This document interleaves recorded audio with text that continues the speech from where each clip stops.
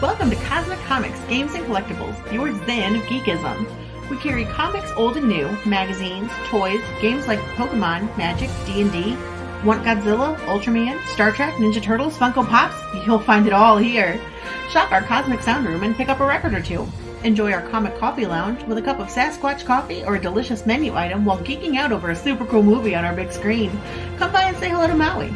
Cosmic Comic, Games and Collectibles. Superman loves us, and so will you.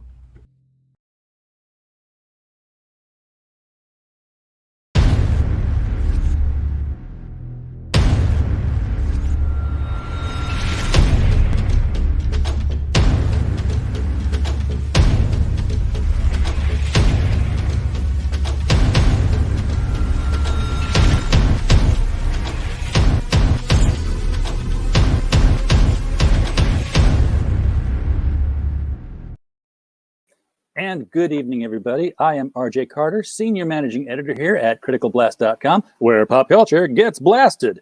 And tonight we are going back into the world of crowdfunded comics, back into Indiegogo, my comfort zone.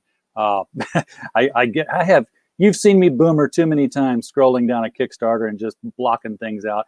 I like Indiegogo. Please go to Indiegogo. No, you go where you want, but I'm just happier here. I'll tell you this, there are certain elements that I like science fiction. I've liked science fiction since I was in third grade, sitting on the top bunk under a nightlight on the wall reading Andre Norton books. But two elements have always been my favorites. One is alien intervention on Earth, and the other is time travel. So tonight, it gives me great pleasure to welcome to the show somebody who's going to at least introduce one of those elements with his comic book series. We have with us Mr. Tim Lattie.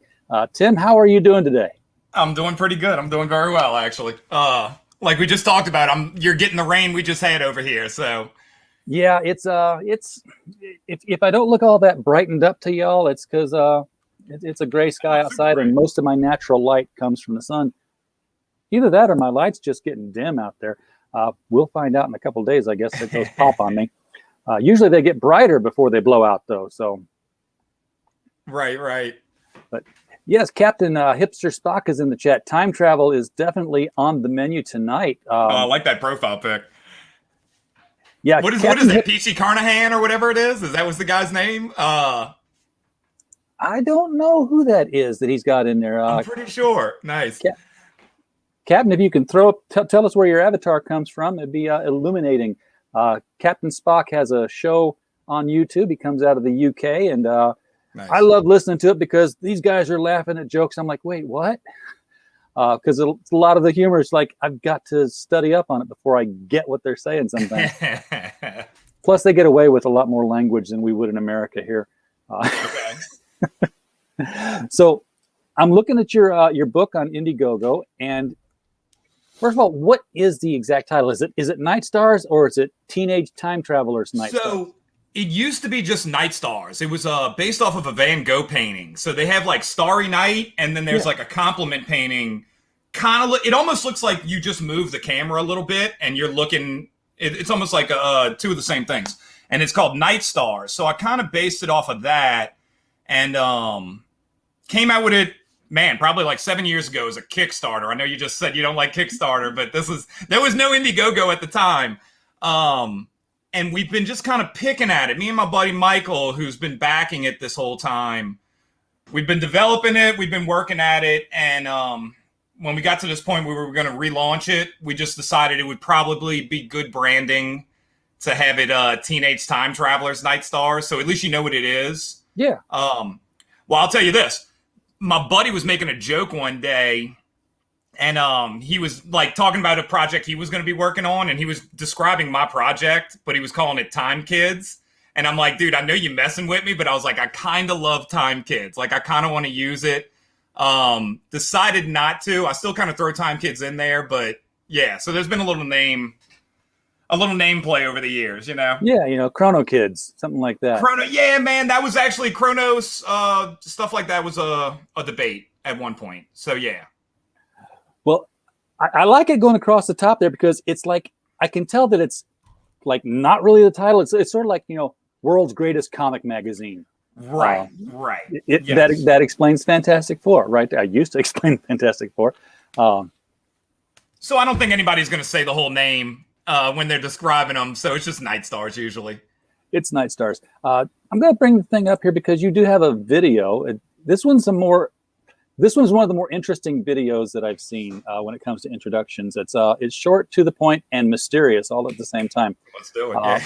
Before we do there, though, Captain Spock has told us that this is Michael Caine as Bromhead.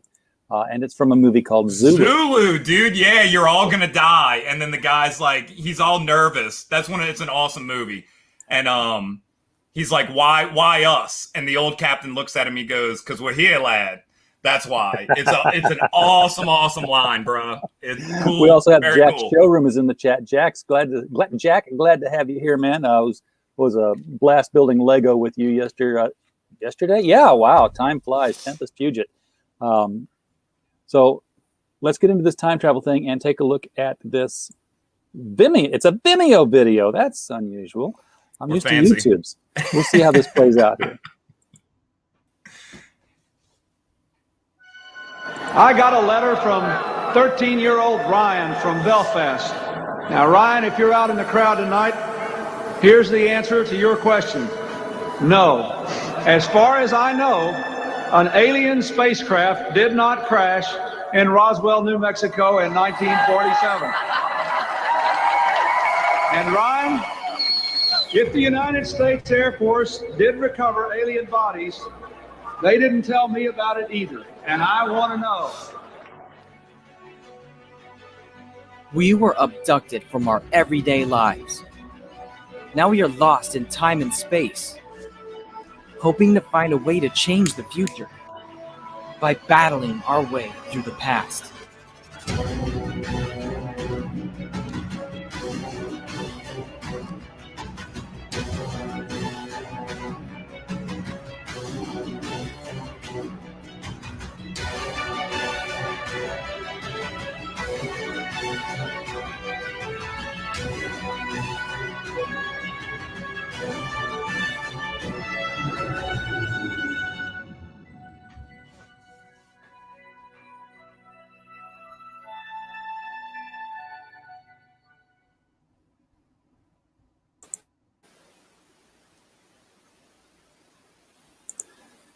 Now, I'm thinking I'm getting aliens and time travel with this story. So, no, you're only getting one of the two. So the quick pitch, the elevator pitch, is that it's about three kids who were taken aboard a flying saucer.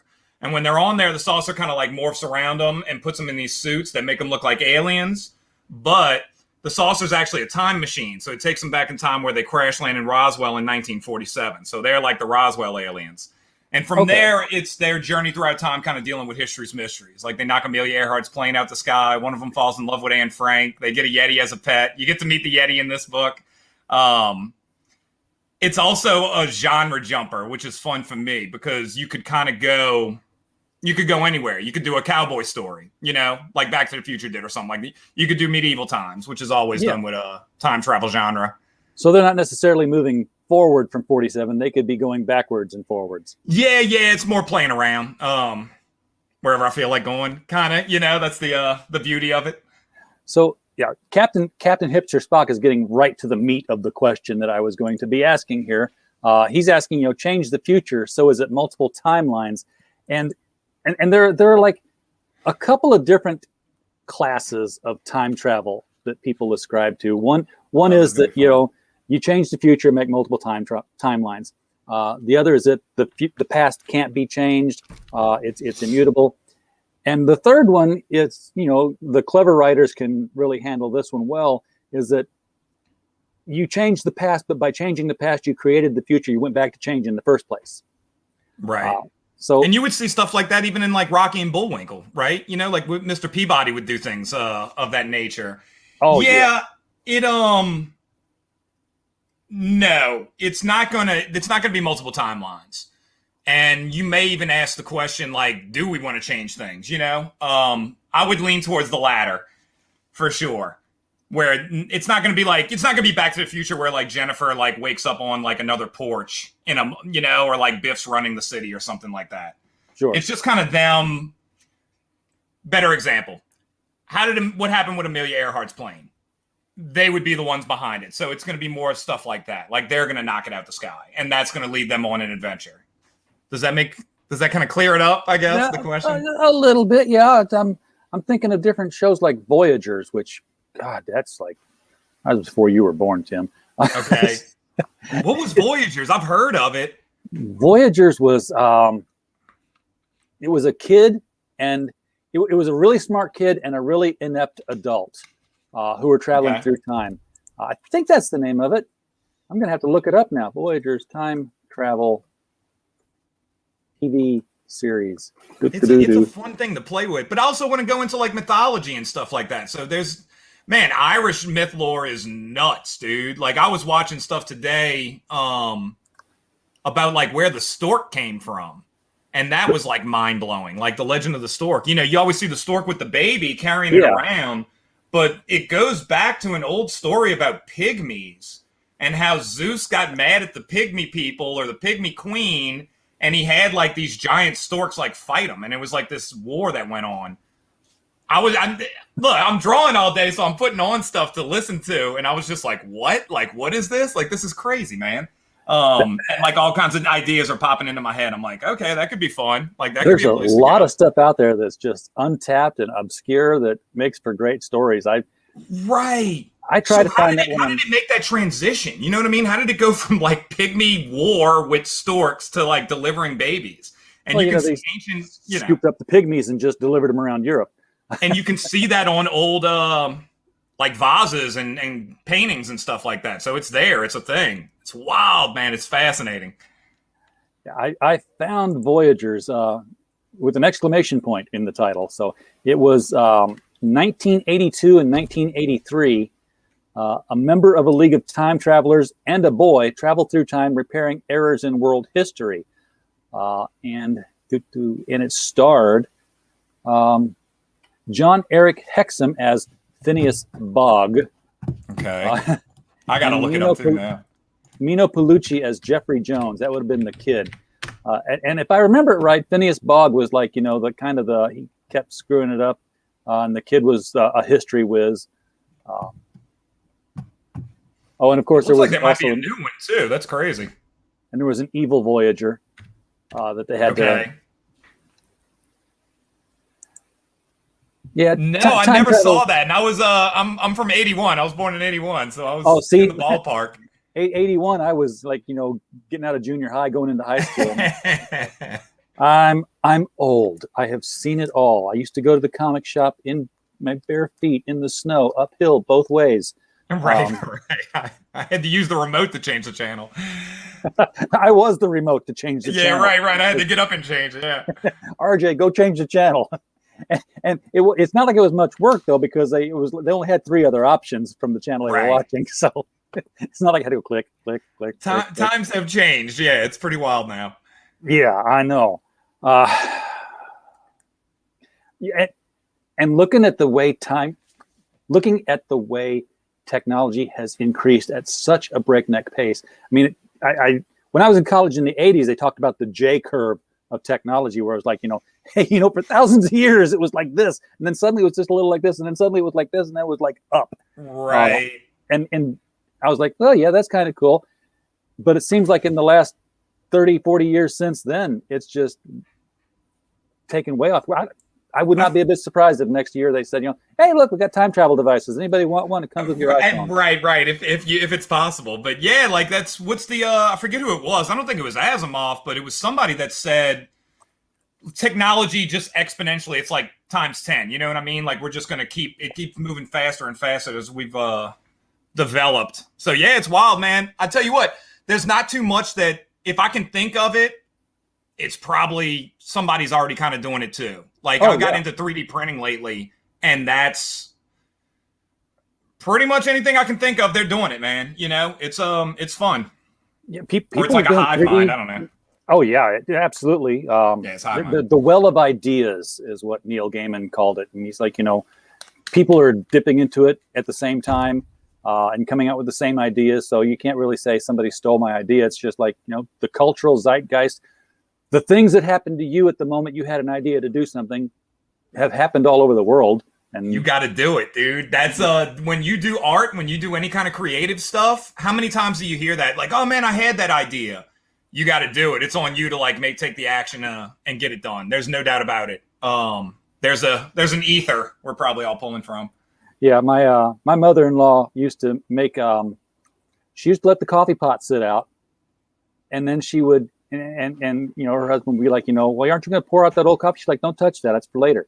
And she would pour it over ice with creamer, and she had iced coffee, and everybody's like, what are you drinking? Oh.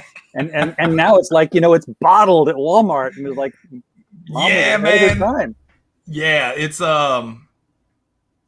interesting to watch. I'm enjoying it. It's cool. It is exciting. It is wild. I was watching something today. It was something on YouTube. It was called like A Day at the Beach, 19 whatever.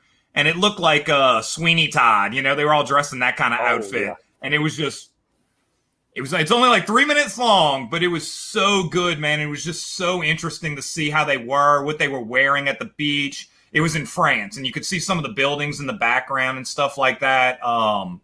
Yeah, I love that. I eat it up. And you don't feel like fashion changes that fast because it's, you're living through it. But sure enough, when you get far enough out and you look back at you can look at clothing now and say, oh yeah, that's 80s, or that's 90s, that's vintage 90s clothing. I'm like, I can look in my Chester drawers and see vintage clothes, like shorts now. Like I used to wear basketball shorts. Dude, 10 years ago, you wanted it as baggy as possible. Like that was the style. Now these kids want it like they look like Magnum PI. Like it's so super short and everything. It's crazy, man. And I'm like, we haven't grown. I'm still sleeping in them, Right. How can our clothing change that much? It's still covering the same body mass. Well, a little bit more body mass on me now than it used to, but we do it. One of these days we'll be walking around wearing Bjork clothing or something. Right, and then it's cyclical too. You'll see things coming back in style. Yeah. I love it, dude. I love paying attention to this stuff. I eat it up. I did that in the 70s. I'm doing a time travel book. I don't know what I was doing in the 70s, but I just got this. I got this brown leather-ish jacket, and I was 13, 12. Uh-huh. And I had a 20-inch bike, and I was like, I know exactly what I'm going to do. And I got as much VO5 as I could. Hell yeah, man. Slicked my hair straight back, had my dad's reflective glasses on, riding my 20-inch bike, delivering newspapers. Sounds awesome. I was like, I was back in the 50s all over again. Right. My aunt saw me. She's like, yeah, you wait long enough, it all comes back. Yeah. And girls can do it a little bit more. They can get away with it a little bit more than guys. Yeah, I couldn't get away with it very well at all. You know what I mean? Like they could wear like bell bottoms or something and still pull it off, Well, yeah, if a girl's cute, right, it doesn't matter. Right. We'll all enjoy it. So, when did you get the bug to start writing comics? Forever. I have no idea. I wonder what the origin was. I think it probably had to be like those He-Man comics or something like that. Back in the day, they used to come with the toys. Those were probably the first things I'm introduced to, comic book wise. But always, now again, I'm in grammar school in the 90s, so comics is I did it. Wasn't much bigger than it was like in the early 90s and stuff like that, like it was just a thing. It was big. So that's all we did on the playground. Like if we were sitting in line before school, we're drawing comics, and me and my buddy made up a character called Saturn Man. And that kind of like eventually turned into this a little bit. So I was drawing comics when I was really, really young. I love Dick Tracy. Dick Tracy was big. What was that? 92, 93? The Warren it was probably movie? Earlier, man. Yeah, Dick Tracy. So, yeah, it was just always there. Yeah, and the 90s was the image boom, and a lot of people were, becoming overnight millionaires with comic book art. Right. So no, it was a legitimate career at that point. Like it was just like, oh, dude, I'm gonna get a Ferrari like Mark Silvestri. So yeah, it was a big deal, man. Everything was chromium. Everything was, dude, it was just everywhere. Comics were money too. I remember this dude that lived next to my buddy that I used to go hang out at and play at his house. He had his living room. He was just hustling comics. He was flipping cards, flipping comics and stuff like that. It was just big business. Wow. In the 90s. Not as much anymore. Like you could probably go get Marvel Series 2 for like nothing, you know? I still like it, but I don't collect for money. I collect whatever I my collect interest what I is. like to read. Like Yeah, I just got stuff in the mail today, and that's how I get my comics these days is in the mail because I'm first of all the nearest comic shop near me now doesn't carry a whole bunch, and secondly, it carries mostly mainstream because they're trying to play it safe. They're more of a record shop than anything else. And you can't blame them. Was that okay? Yeah, I mean you can't blame them. Right? No, not at all. So, I've got, if I want to get the independent stuff that looks interesting, I've got to go mail order. So we did the opening today for, these came from Merck Publishing. We got Death Rage #1. Clean, and, nice. Miss Meow #1. This is all Jamie Tyndale stuff. Killed it, dude. And my latest Kickstarter acquisition. Yeah, I know it's Kickstarter. Bloom #2. Both covers of that one. So that's an awesome cover right there. That's awesome. Yeah, they do great stuff there at Hero Tomorrow. But things are like changing though. You know what I mean? Like that world is not in my view. I don't think like Marvel and DC are as cool as they used to be. Like the indie stuff is cool now. Like that's cutting edge. That's punk. I don't know, whatever you want to call it. Well, rap. I say this all the time is that in the 70s and 80s when I was reading comics and I was reading them from 4 years old because I grew up in Sparta, Illinois, where every comic in the world was printed at the Spartan printing plant. No way, huh? World Color Press. But somewhere along the line, as these companies got acquired and got bigger, the people who loved comics retired, and the people who kept intellectual properties alive for corporations moved into management. So, the Marvel and DC, I do not believe are run by people who love comics. Corporation, man. It's a dead entity. Yeah, absolutely. Yeah, the indie comics, they're not making money movie. They're not making Netflix movie for sometimes, somebody breaks the industry and gets in, but they're doing it because they love comics and they have to make comics. So they've got, a printing press and they do their thing. But you also, this is great because we piggybacking. We were talking about technology. Dude, 7 years ago when I did the Kickstarter wasn't really a thing. Like, it was crazy. Everybody was like, what are you doing? You're asking people for money? Like, it was nuts back then. Yeah. And then you still had to go get printed different places, getting the word out. I was doing flyers. It was like I was selling albums out of my trunk, like I'm going to coffee shops and hanging up things. I couldn't come on a podcast with somebody in Arkansas or whatever it is, So that's a case where technology is just... It's changing the game, and we're probably still on the ground floor of it. Oh yeah, it's and that's awesome for independent creators. I think that's just going to open the field up, dude. You don't have to deal with shelf space, like you were talking about the comic shop that needed shelf space. Exactly. They got to put the Batman book. They got to put the X-Men book, and Marvel and DC know that, and that's why they make 10. Well, back in the day, they would make 5, 10 X-Men books. They exactly. Don't want you on that shelf. every time an independent title dies. Marvel, don't tell me Marvel's not aware of what's in the Diamond catalog and what disappears, and they'll put that book just to occupy that slot and crowd things out. I can see stuff a week into the friggin' Indiegogo. You can see they're watching. You know what I mean? I can see eyes. Trust me, they're watching. It's wild. And I didn't expect that. At this point, and it's only going to get better for you indie creators, but at this point, you guys are on an even playing field with Marvel and DC. You can tell I'm in Bentonville here. Because you get the money for your comic, you just print it. You have no overhead. You have no deals with distributors. Middleman, man. Yeah. You just go direct. They'd love to have that kind of deal. That's, that was sort of like the direct market deal that they've got with the retailers. If they could just get it straight into your hands and cut everybody out, they'd love to do that. And so that becomes my trick right now. So that's my game plan. I'm just like, dude, I'm just going to pound it out and talk to as many, and whoever wants to listen, I'm going to talk to you. You know what I mean? I want to let as many people know that it's out there, and just, if you think it's good, get it. If it's not, then, it probably wasn't a good idea to begin with. I'm guessing you have a 60-day campaign here. Yes, sir. 50 days left. 8% of a 10,000 fixed goal. That's an audacious goal. You worried about that at all? That's rough. I didn't think it was. My buddies like Preston and stuff like that were saying it was. I think it's fair because I know what the cost is going to be. It's a 125-page hardcover book. You know what I mean? Okay, see, that we buried the lead. This is a big book. Right.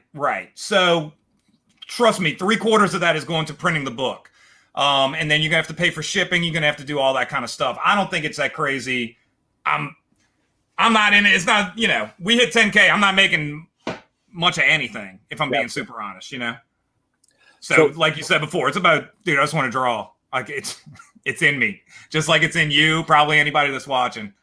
So it's 125 pages. Who is your artist? Who are you, the artist, or are you the writer? And I'm the artist and the writer. Yeah, I'm lettering, I'm coloring. There you go. So yeah. And this is your first comic work? No. I mean, I've done comics before. This is Let's lay out the pedigree, man. Okay. Mostly, I mean, I used to work for Ape Entertainment back in the day. I'm mostly gonna be known for Ghostbusters. I've done a lot of Ghostbusters, especially the B covers and the exclusive covers, like the 1 in 10s and stuff like that. Done some G.I. Joe, done some Turtles, WWE, Jay and Silent Bob. Had a bunch of art in the movie that just came out, Reboot, Pelicans, NBA. So I mean, I'm not. So you know how the industry works. Yeah. So you didn't just come in at my level, Yeah. So you didn't just come in from feeding the chickens in the backyard and say, I think I'm going to make a comic book tonight. No, but I do have chickens, and I do spend most of my day. I do spend a lot of my day doing that. But no, I balance. You know what I mean? So you got to balance it. And how do you do that? I mean, how much time do you spend working on your art every day or every week? All day. I mean, so this morning I woke up. Rooster's crowing at 5:30. I woke up, probably got moving around 6 or something like that. I rode my bike for 30 minutes. And I'm doing a book with Chuck Dixon at Arctoons, which is free. So if you don't like Night Stars, you can go read the free book. And it's called Go Monster Go. So I've been drawing that all day. Stopped at around 5:30. Made some red beans and rice. I'm in Louisiana. And like I told you, man, I went, hit my hair with some water, and I sat down and got on the computer. So that's been my day. And when I have 3 panels left, dude, I was so close to finishing. So I have 3 panels left to finish issue 6. So whenever we get off, I'm just going to go, I'm tough it out and finish the last 3 panels. I just want it to be done before I go to bed. So issue 6, this is a 125-page hardcover? Yeah. Is it, so when you say issue 6, are you like, it's containing all the issues in this, or? No, well, I meant issue 6 of the Chuck Dixon book, Go Monster Go. So two different projects. I got on the wrong track again. Gotcha. Yeah. So, like I said, I do a book on archaven.com, Go Monster Go. Just type that in. It's free. And that's a webcomic. So it's issue 6 of that. This, Night Stars, I did the original Kickstarter 2013, 2012, and that was for 1 issue. And I got almost 10K for that 1 issue. And then every year I did an issue. So while I'm doing all my other work, I just kind of found time to do an issue. Even to the point where I went to Roswell a few summers ago to do issue 4, which ended the Roswell arc. And I was like, dude, it's the 70th anniversary. I got to do it. So I drove from Louisiana to Roswell. It took 2 days back and forth, and it was rough. It was a rough trip. Had to do it on site, huh? And why? It was the 70th anniversary. Like, come on, let's do it. You know what I mean? So, yeah. It was awesome, dude. I met all kinds of cool people. Roswell's a cool place. I would absolutely go back. I hope I do go back. So, tell me a little bit about the kids. What year are they trying to get back to? When were they abducted? Before they went on their Gilligan's Island time travel kind of jump? Right. It's ambiguous now. So, when I wrote it in 2013, it was then. That's the fun of time travel, and when you read it, it's now. So it's just, I want it to be as timeless as possible, where any kid could pick it up and it doesn't matter. So it's when you're reading it. Okay, and who are your cast of characters? I keep seeing this girl here who's doing like her homework of some kind. It looks like at first I thought this was a globe spinning behind her here, but this is actually the time speeding past the porthole. Yeah. There's this thing called Lo-Fi Girl. I like lo-fi music, which is like 432 hertz, and it's good for like studying and like chilling out. And there's a big thing. So I kind of took Lo-Fi Girl, made it my own thing, and put in a bunch of the stuff that the things that I like. So you can see the Ghostbuster 2 mug.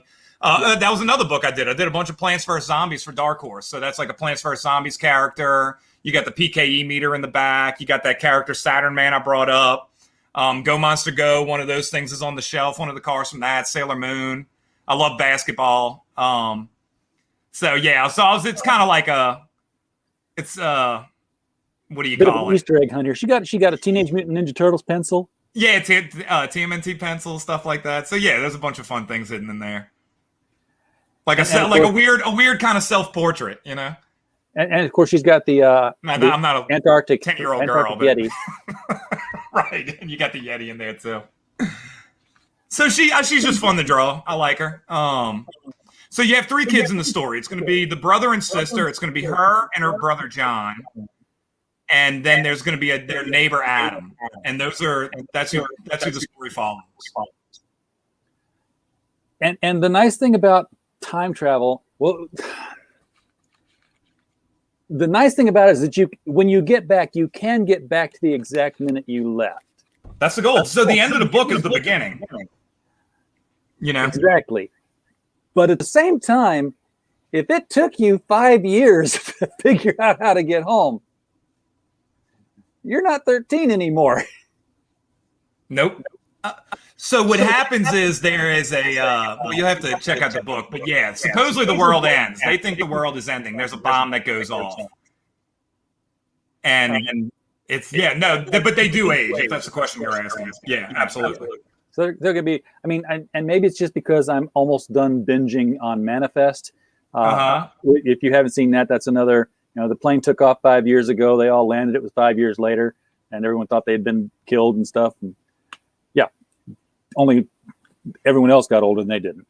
Right. But that's a great question of like what happens in that process. Like are they like frozen in time through this whole journey? Do they walk out? It's like they never left. No, they're going to be able to age. They're going to grow I up. ask that question all the time reading The Flash. Great question. Like, if The Flash is like, having a relative week of reading something in the nanosecond he's trying to learn about how to save this bridge from collapsing, is he a week older a second later? Because he spent that time. So like he should die young. And something else too. I've seen that where they just pop back. Maybe I can't think of this show I was watching, but yeah, no, it's a thing. No, I want them to grow up. I want them to evolve in the process for sure. So when they get home, people are going to know something happened to their kids. Correct. Yes. No, there's going to be some. I have some moments planned out for sure. Very cool. Now, I don't want to give it away. I almost asked a story question, like, are they going to interact with their parents as children? But no, that's too much Back to the Future kind of stuff. No. Maybe once, but not in that sense. They might interact with a parent at some point. Maybe great grandparents or something. I don't know. Right. There was a cool Futurama episode like that. Remember, he hit himself or whatever. Like it was so weird, man. I do like this action scene here. This sort of a character development, not character development, but what do you call this? You're the artist. What do you call these shots where you show the character in multiple poses? Changing into that outfit, changing into that uniform. Yeah. I'm a big Sailor Moon. I think the Sailor Moon transitions are unbelievable. And I wanted to kind of capture a little bit of that. So it's kind of her changing into that alien outfit, And I'm blown away by this thing here, this connecting page layout deal. Who is ever going to see that? And how? I don't know. I didn't tell anybody about it for a while. And then I was just like, hey, we might as well throw it in here. Might as well throw it in as a... We were thinking about doing a poster, so we might do a poster at some point where you can kind of get it. You would have to. I've only seen one other comic artist do this. Okay. It was Jimmy Gownley. Who did Amelia Rules, great graphic novel series, and it was basically early in the book, middle school. Amelia's with her mom looking at a family album, and all the pictures are comic strips from different eras to show her great grandfather was drawn like Gasoline Alley, grandpa was drawn like Blondie and Dagwood, her mom as a kid was drawn like Charles Schultz. Oh, awesome, very cool. But and you would read the strips, you could tell the gag that was going on in the strip. The 3-panel strip, but then near the end of the book, when she's having her like coming of age moment that every book has, where she's realizing some profound thing, it flashes back to some of these panels, and he takes a panel from each one, and they're falling down. And it still had the same text from each one, but now it's a different sequence. It's a panel from this one, a panel from that one, and it's still sequential. It's telling the different story that's coming together to make her. But they literally come together to make her as well, because the panels, the way he puts them together, is just like this that you're doing with the background. It formed her head, and you looking back and looking like, wow. This was something I just kind of like thought up years and years ago. I did a Fathom pitch with it, and I actually showed it to Michael Turner. This is like 2006, 2007. And the first issue, it was about page 19, where her eye is. That was like, if I can do that, then I'm going to go for it. And so it took me about 4 years. And it's tricky. It can be very tricky. I bet. But it's fun. So. Well, now I've got to see it for myself. So I'm going to get into it. Jack, are we still having an echo? Jack is telling us we got an echo here. Yeah, I got one too. I didn't know if it was me or not. I was getting a lot of feedback. Okay. Let me pop my head. I'll restart mine as well. Just in case sound was coming out of my computer and not my headset, and I didn't realize it, and it was cycling back around.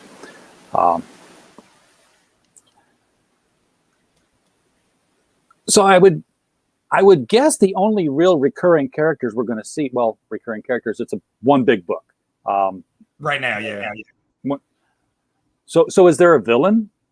Or is there just a problem? Yeah, there's going to be dark aliens, there's Men in Black, stuff like that. And then you're going to have your villain that kind of pops in every now and again, like per issue kind of thing, right? Episodically. But overall villain, yeah, there's another aliens out there. I think we still might have a little bit of feedback if I can hear it still. Wow, I'm not hearing it. I don't know what to do about it. I hate when that happens. I'm not hearing it, so it's probably me. At 120 pages, that's what, about six issues of a regular floppy? Yeah, about 24 per, so it makes 5. Okay, and is that how you wrote it initially, as sort of like issue chapters, and then? No, I had an overall story, and then I was able to. I just did it over time. It just took me a year per issue. Okay. And just because I was doing other work. Yeah, and you did it as a Kickstarter in 2013, and I'm guessing issue, yeah. Did it fund in 2013 that issue? It did. I almost got $10K for the issue, so I think it was like 9,000 something. That's good for 2013 when Right. Let's see what we can do with 2021. Well, there's a lot more competition out there now, but right. Again, I've seen things with smaller page counts and less quality artwork get funded. Thank you. So I don't know. Maybe we just need to get the word out on this one as much as possible to let people know what they're getting here. I hope that's all it is. That's kind of my theory. It's just like nobody knew it was even going on. Like, who are you? Dude, I didn't even use Twitter. And our buddy Preston was kind of like, he was like, dude, that's where you got to be. I'm like, I've been posting on Instagram for the last decade or whatever it's been. Yeah, Instagram doesn't let you put a link in anything. Correct. That's what he said too. So I've been trying to post on Twitter more often. Now, I did watch this video earlier. I don't know if I'm going to. Yeah, Michael Uslan was awesome, dude. He's yeah, I mean, he's friend of Night Stars. Yeah. So you can't get a much better reference than the guy behind producing all the Batman stuff. Right. Yeah. If you know who Michael Uslan is, yeah, he's Mr. Comic Book. Like literally teaches a class on it. So I've been trying to get down here to the tiers because we're over a half hour in now and we haven't even told people what they're going to buy. So you got two covers. Again, these are the hardcover covers. And one's by Dan Schoening and Louis Delgado. So you had to have seen their work over the years on Back to the Future, definitely Ghostbusters. Those are the guys, like they're amazing. And they were cool enough to do the alternate cover. It's a very cool, they're both really cool looking covers. I love the abduction cover over here to the left, where the light, and they're abducted, but there's no aliens on the ship. You're saying it's just the UFO. No, it's just them. They wander into the ship solo, and it just starts to take off once all three are on board, and that's how the journey starts. So it's destiny in a lot of ways. That tells me they stole somebody left a UFO parked while they went to go pee behind a tree somewhere. There's an answer to the question. I'm being careful about it. I would like to do more of these. And they got in, and it took off. Okay. And of course, in one of their outings, they pick up a Yeti. Yeah, she gets a Yeti as a pet, which is remember Creepshow and how they found the Tasmanian devil under the staircase or whatever it was, and he ate Adrienne Barbeau. Like it's kind of going to be a play on that. Like it's a little bit of a play on that, only less violent. And then she ends up keeping it. Like it ends up being a nicer story. But it's gonna, you can take a wild guess about where they find him. So and then we have stickers, we have emojis, T-shirt, your normal Indiegogo loot. So this is Antarctic Yeti 3. Now, why is there a 3? What is it? Looks like a video game cartridge. Yeah, it's Mario 3. It's the Mario 3. I redid it with the Antarctic Yeti. Okay. So it's just like parody stickers. It's just like fun stuff that I wanted to do. In the first issue, I have them playing a video game, and they even make a reference like, "Man, wouldn't it be crazy if we ran into one of these things?" So it's a little bit of foreshadowing. So the Yeti was always there from the beginning, and then that's just a McFarlane Spider-Man. I was recognizing that. I'm drawing what I want to draw. Like my buddy was giving me hell the other day. He was like, "Dude, what is your demographic?" I'm like, I don't know, man. I'm just doing what interests me. Find it. You got to find your audience. Well, it's funny. I do know who the demographic is. When I came out, I wanted to do it more for. I was doing like a Goonies or a Monster Squad. That was kind of my mindset here. Monster Squad's one of my favorite movies ever. I love it. I got the Tom Atkins toy on my shelf behind me from God. What was the other movie? It wasn't Monster Squad. The other one he was in, Night of the Creeps, which is equally awesome. So I was trying to do a story like that. Over the years, as we've been going to like New York Comic Con and Wizards and all these other shows, it's that Harry Potter, Doctor Who crowd. Dude, it is wild, man. If I see like a girl in like a TARDIS dress, $20. You know what I mean? Like sold. Like as soon as I start telling them what it is. I consider it all ages. I think everybody will enjoy it because I'm doing it more for, I'm just writing what I would think was fun. But that's one of the demographics. So it's an all ages book. It should hit. Yeah, and all ages doesn't mean that you're writing, for little kids. All ages just means that. No, I'm not. There's no cursing. There's no sexual. There's no drugs. Correct. It's an adventure, and anybody can read it, no matter how old you are. Correct. I wanted to keep it more. Yeah, I didn't want to alienate everybody, and I don't like kind of doing that anyway. Like I'm a character myself, but I don't want to put that in the books. You know what I mean? Exactly. I wanted to keep it PG for sure. Or like a Pixar movie. You can go to a Pixar movie and adults can laugh and get the jokes behind the scenes, but the kids are still gonna, they're gonna get a kick out of it as well. Yeah. I mean, things like like in what was it? The Incredibles when Syndrome says, "You married Elastigirl and got busy," because he's looking at the kids. Right. I mean, there was stuff, dude, I grew up with Ghostbusters, and there was stuff, I watch it as an adult, and I'm like, dude, that went, now that was not geared towards kids, it ended up being like a kid thing, but I missed all those jokes. I missed all those innuendos, The best... I didn't understand some of that stuff until I was in my mid-30s. I was just like, whoa, that's what the ghost was doing when he was sleeping? So, yeah, man. And dude, for real, I had no idea. Like I still looked at it with a child's mind. You got different tiers here. I saw there was a stretch goal there for an action figure, but I want to get to what they can actually get. We got it. That's down the road for sure. The sticker pack, you can get just the custom emojis. I would have no idea how to install emojis, by the way. That is not a boomer tier for sure. Because if I'm you like, play with Discord and stuff like that, it's fun. If you're doing one of those things, we have a Night Stars Discord, and that would be a fun one to go play around with it in there. So I can get emojis and install them on any Discord I'm on. That would be okay. Correct. I'm with that. You can also order just the stickers. which are these 2 stickers here? No, there's going to be a third one. I'm just got to think of another parody sticker. Okay, I got you. There'll be 3 stickers. 3 stickers.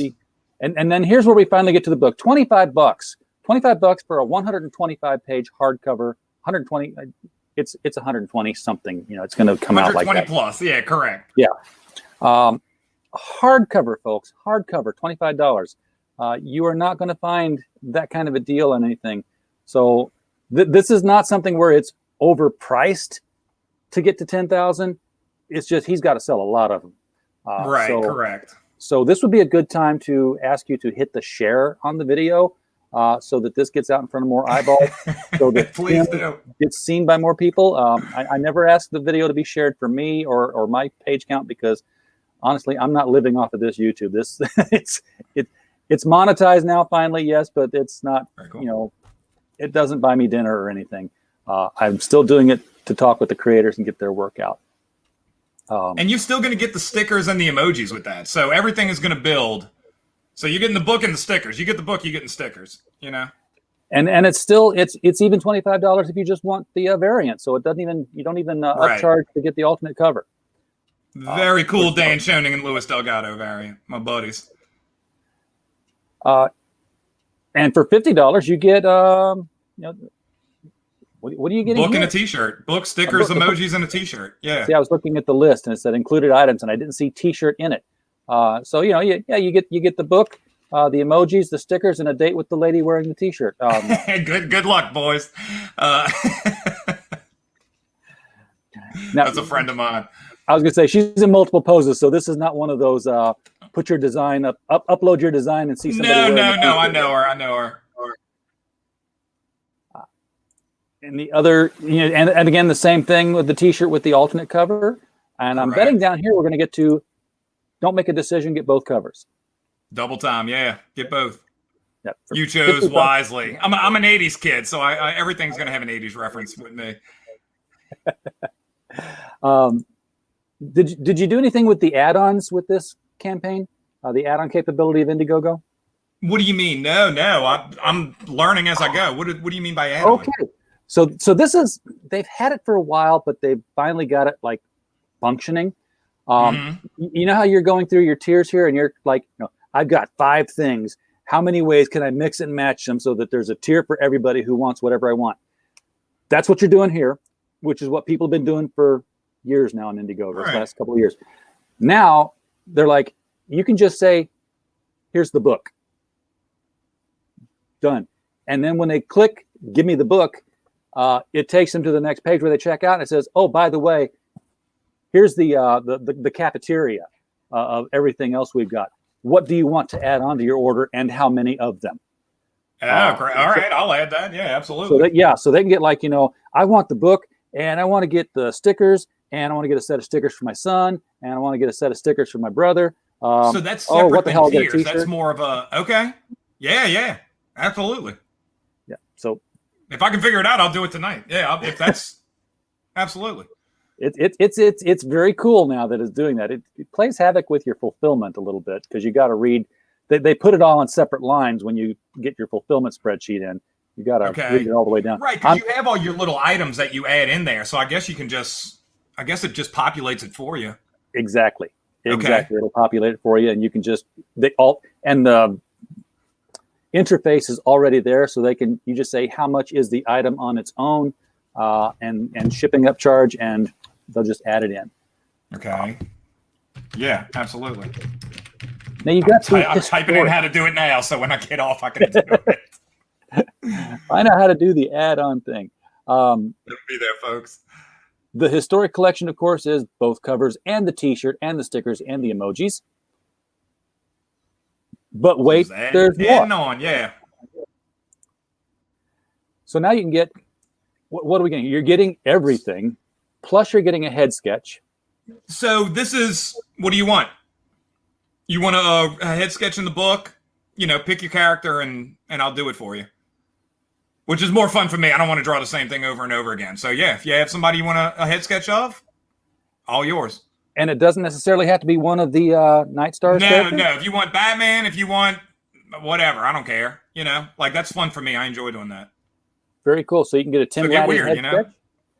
Yeah. I'm not gonna do anything Absolutely. vulgar, but you know what I'm saying. Well, You know, sure. something fun. You do get control of what you're going to create. Right. When I say get weird, yeah. And this would be a full blown. So you're gonna get everything with this one that you got in all the other tiers. 2 copies of the book, the head sketch. Awesome. Thank you, bro. Thank you, Jack. Thank you very much. And you get an 11 by 17 custom commission. So same rules apply with this one as well.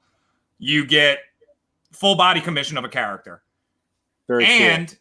if you want to get Robin, you can get Robin. If you want to get Robin and a Night Stars character, you can get that. So it's kind of like a Night Stars character, if that makes sense. Oh, I got you. So it'll be Only a anybody Night Stars character, you know? and you can get a Night Stars character added on for free. Right. Or if you just want it by itself, you just get it by itself. Your call.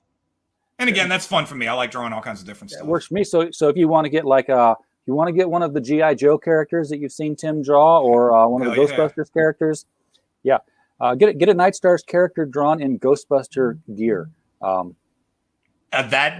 We can those last 2 tiers, there are a lot of options. You know what I mean? We can play around. Now this one really bumps it up. So this is the big boy. If somebody out there wants it, it's yours, baby. Now, what are they getting here? They are getting the cover? Everything. Yeah, you're getting the cover, you're getting it all. You do get the custom commission, you get the sketch, you get t-shirts, stickers, 2 books. Oh wow, they're getting the head sketch and the commission and the cover original artwork. Yeah, if you want to drop 2,500, it's yours, dude. Let's go.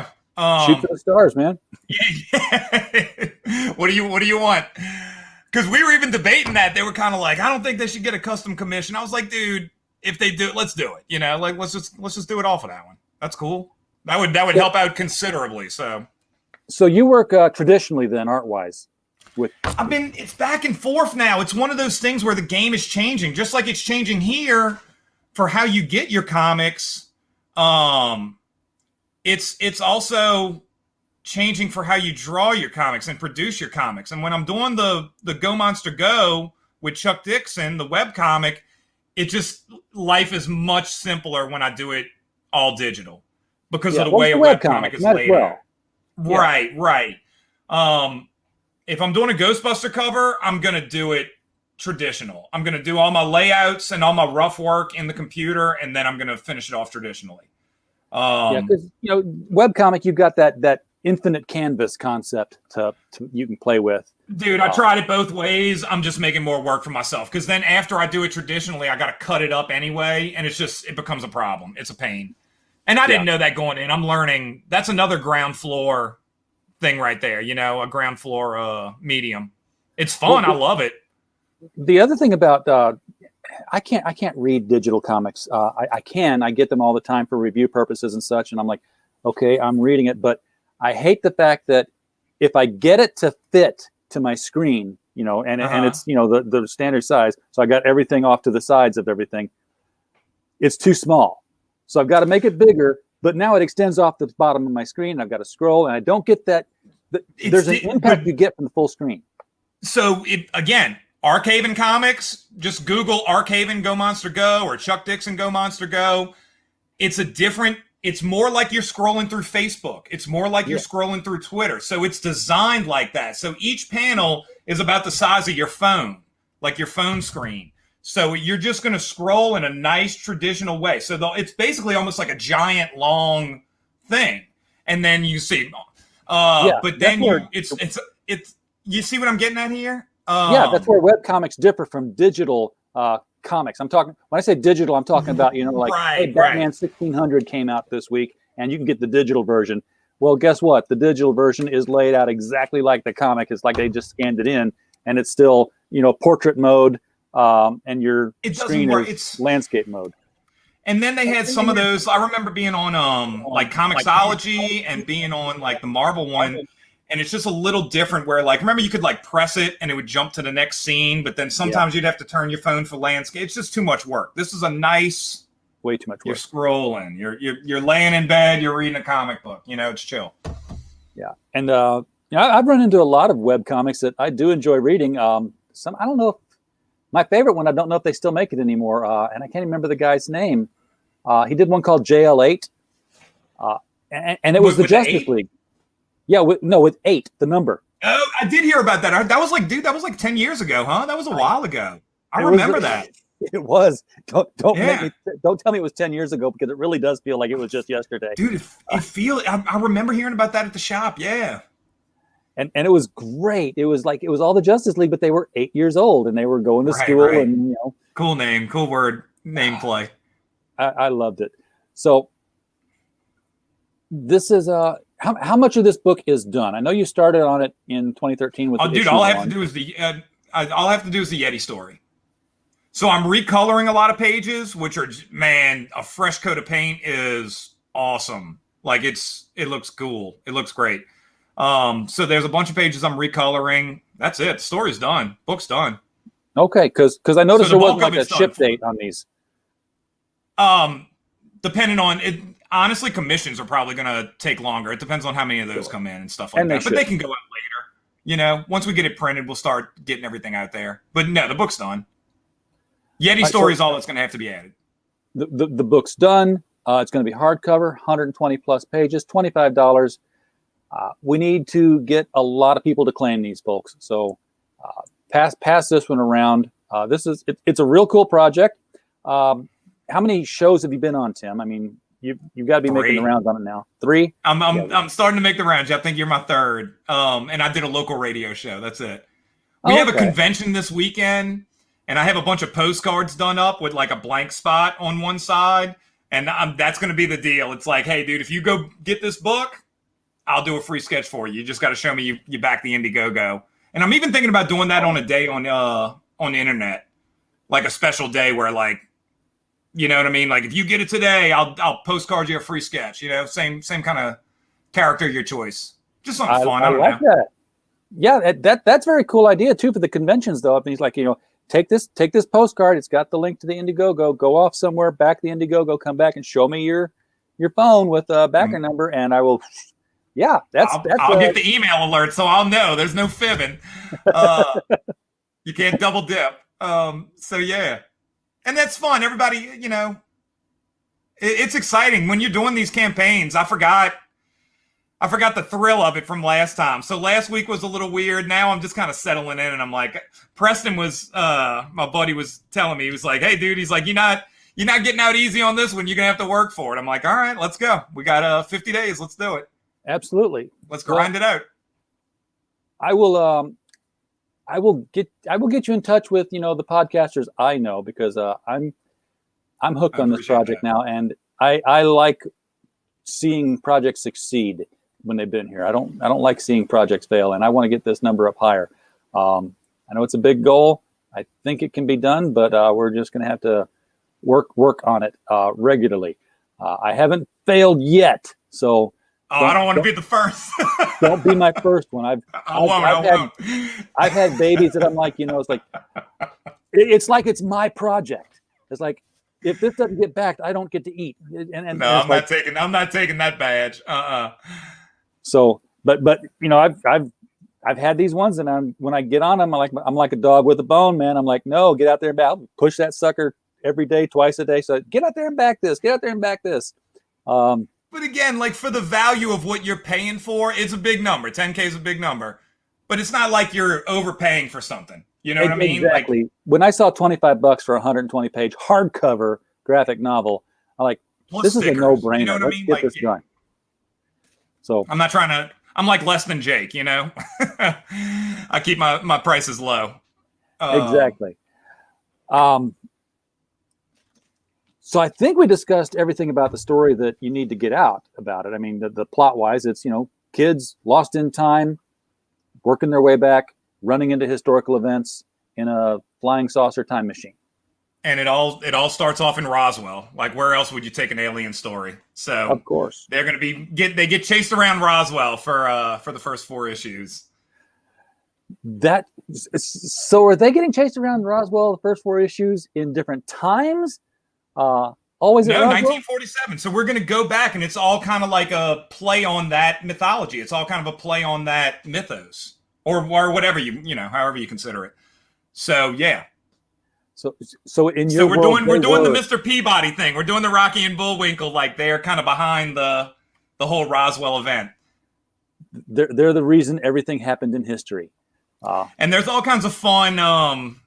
Again, my parents just sat me in front of a TV, so I have all kinds of 80s movie references and stuff like that. Every time you see a mountain, it's the mountain from man, I can't even think of it. What's the Spielberg movie? Devil's Tower. Close Encounters. Yeah, dude, that's all over the place. DeLoreans pop up, like all kinds of things. It's fun. That sounds like fun. I'm going to back it. I recommend everybody else get behind me and do the same thing. $25. We got 8. Let's see here, Mr. Calculator. Let's hear this number. Let's pop up here, Mr. Calculator. Where are you? There you are. You're over my other screen.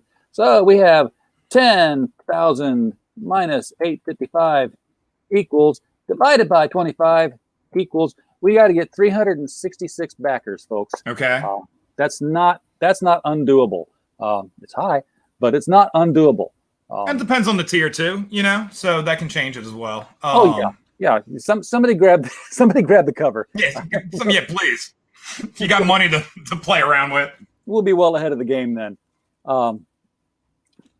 Tim, I appreciate you bringing the show this book tonight. I think it's a fun book.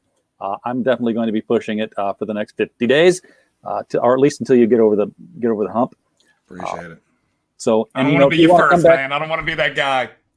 If you want to come back on later towards the end of the campaign and give it another push with us, yeah, absolutely. I'd be happy to have you on anytime. I'll definitely be in touch with you shortly after the show here, trying to get you in touch with some of the other folks that run shows that get you out in front of more eyeballs than what we have here. But I do appreciate the eyeballs we do have here, and everyone in the chat. Thank you so much for showing up here.